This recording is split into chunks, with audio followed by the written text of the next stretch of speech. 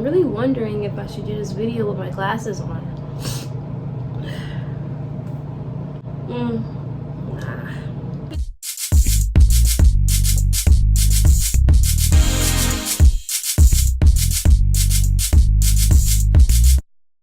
What is up, you guys? Welcome back to my channel. So today I'm doing a college advice or tips video because I feel like it's time for another one. You know when you like make those New Year's resolutions and how you're gonna stay on top of things and be so focused for class and stuff, and then you know by the time January ends that kind of starts to die down. So I'm making this video for that, like plateau, and basically how we can get out of that and still persevere and succeed the way we wanted to in the beginning of the year. February is like the perfect time to make these videos because that's when everyone's like in the in-between stage of like wanting to keep it up, but then their old habits kind of kick in. So I'm giving you guys 6 ways on how to stay ahead and motivated this semester or this quarter, whether you're in college or middle school, high school. I don't really know. So without further ado, let's get into the video. Just to start off, I'm not going to tell you guys to get a planner because I don't know anyone who uses a planner. I see it in everyone's rooms, but I don't see anything written in it. And I'm 19 now. All of my 19 years, I have yet to see someone actively use their planner daily. So I'm not gonna tell you guys to do that. I'm gonna give you guys tips that actually stick and you can maintain rather than tips that just sound good on paper. So the first tip is having a weekly whiteboard calendar or just like a regular calendar. I'll insert a picture here. You guys probably already know what they look like. But I'll show you guys the calendar I have on my wall. But basically, having a whiteboard calendar or just like a weekly calendar really just helps you understand what you need to do for the week and what your goal is for the week.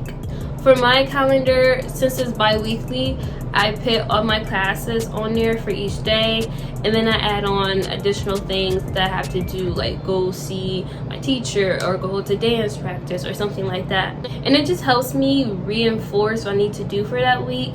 But I have my whiteboard right in front of my bed, so when I wake up, it's one of the first things I see, and everything that I need to do for the day is quickly ingrained into my head, and I'm ready. My second tip is to wake up early and plan your day and just start it out. I tend to wake up around 5:30, and it's not easy. It is not easy. However, when I wake up that early, it gives me so many more hours to do everything that I need to do. And I am a STEM student, so I have a lot of work to do, and I'm pretty sure a lot of us have a lot of work to do no matter the major. But just me in particular, I have a crazy amount of work to do, and sometimes it just can't fit in a full 24 hours because there's other responsibilities. So I tend to wake up really early and just get as much as possible done, and then the rest of the day I can kind of relax because I have like a bulk of things done between 5 and 9-10 a.m. and it works really well for me. You know, it doesn't feel good in the moment when you're waking up at 5, but then you see those test results and you see those grades and you're like, wow, this actually makes a difference. And it really does make a difference, you guys. I'm a firm advocate in waking up earlier and just starting your day as soon as day breaks. And going into that, napping is such a big problem that a lot of us have and don't even know we have. Napping to me is a form of procrastination, but it's like a soft form of procrastination because really we all do need sleep, but some people take it overboard and use that as a form to like kind of like avoid the responsibilities. And I just feel like sleeping sometimes really is a waste. What? Like, what are you sleeping for? I mean, I know we gotta sleep. I know we gotta, you know, get the Z's in and refresh our mind and everything. But like after 6 to 8 hours, I'm like, listen, I got things to do, and sleeping just prolongs that process. It really does. It really does. Unless it's part of your system, like if you're a nighttime studier or something and you tend to work best through the night and sleep like during the day, then that's fine. But if you're someone who uses sleep as an excuse to like push your work back, that is a very, very toxic trait, and it's self-sabotage. I feel very attacked! Relax. Another way to stay ahead is to go to tutoring sessions, please. We have this thing called STEM tutoring, and a bunch of other tutoring for other majors. Tutoring really works because I believe that I personally can't understand something the first time it's taught to me with one way it's taught. I need to see it from different perspectives and basically see what sticks with me and work with that until it's like really is ingrained in me.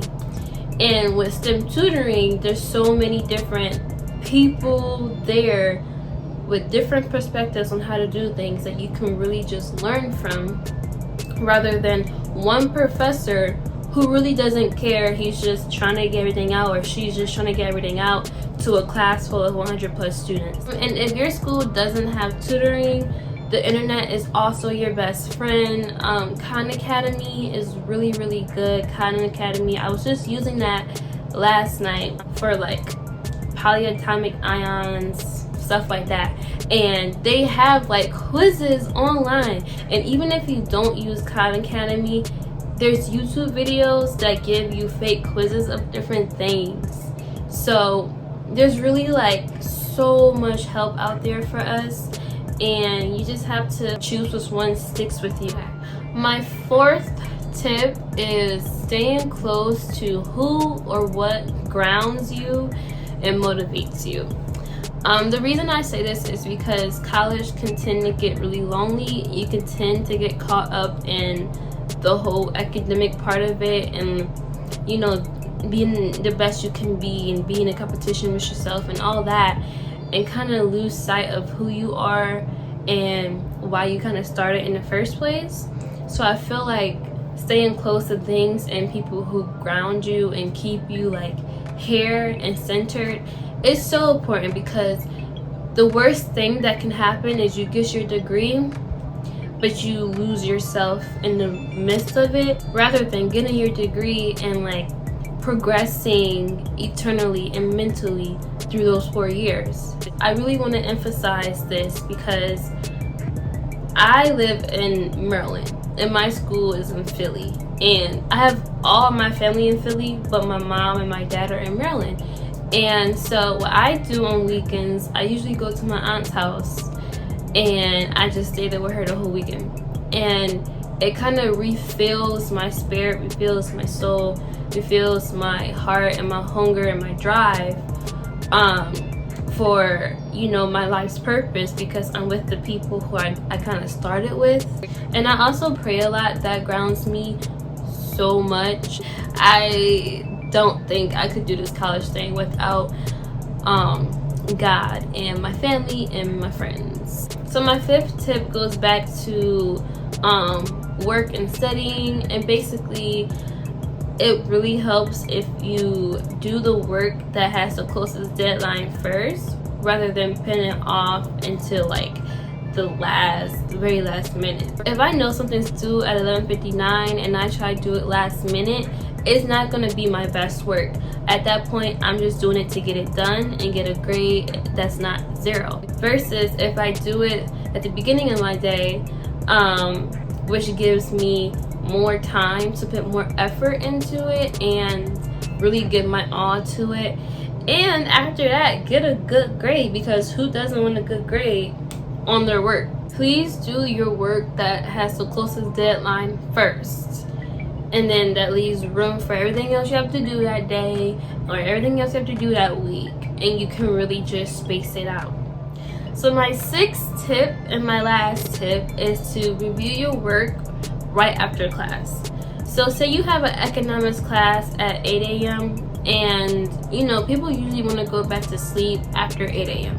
But after that class, if you try to go over everything you just learned and really make sure that you understand it, it really helps later on when you're actually studying the stuff. Where especially with math classes and science classes, there can be so much going on in the lecture and you forget the little things that matter the most. So reviewing your stuff right after class just gives you an extra boost with memory and retention of the work you did, so that when you actually get down to studying it, your brain kind of picks it up faster, versus if you learned it and then you took a day to study and you're like, wait, what did he say about this?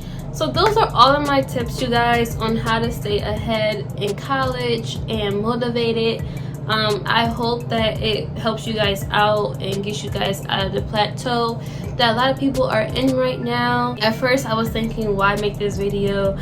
No one's gonna believe me or take my advice. But all I'm saying is right now I'm a sophomore, and each semester since freshman year I've maintained over a 3.5 GPA, and I've been using these same tactics since freshman year. Ultimately, what matters the most is how bad you want it, but nothing can change until you want it to change. I'm just a messenger. But thank you guys so much for watching. I hope you guys enjoyed the video, and I'll see you in the next one. Bye.